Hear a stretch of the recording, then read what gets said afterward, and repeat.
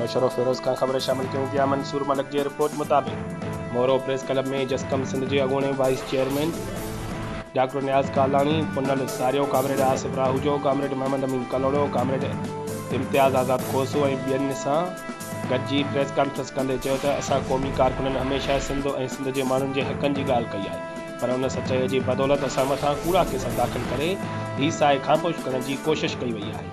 पर असां सिंध जा सिपाही आहियूं, असां ख़िलाफ़ अहिड़े क़िस्म जा कूड़ा केस क़ौमी कारकुननि जो कुझु नथा बिगाड़े सघनि। हुन चयो त असांजे अॻुवाणनि तोड़े कारकुननि मथां सिंध जी ख़ुशहालीअ, तरक़ीअ, आज़ादी ऐं हक़ पैदा कयल जिदोजहद जा केस दाख़िल कया वञनि त हर सज़ा क़बूल करण लाइ तैयार आहियूं। बाक़ी अहिड़े क़िस्म जा कूड़ा केस असांखे हिसाए हटाए नथा सघनि। असां मुतालबो करियूं था त आसिफ राहूजो, मोहम्मद अमीन कलोड़ो, इम्तियाज़ आज़ाद खोसो, फैसल मस्तोई, हारून कलोड़ो समेत ॿियनि क़ौमी कारकुननि मथां कूड़ा केस ख़त्म कया वञनि।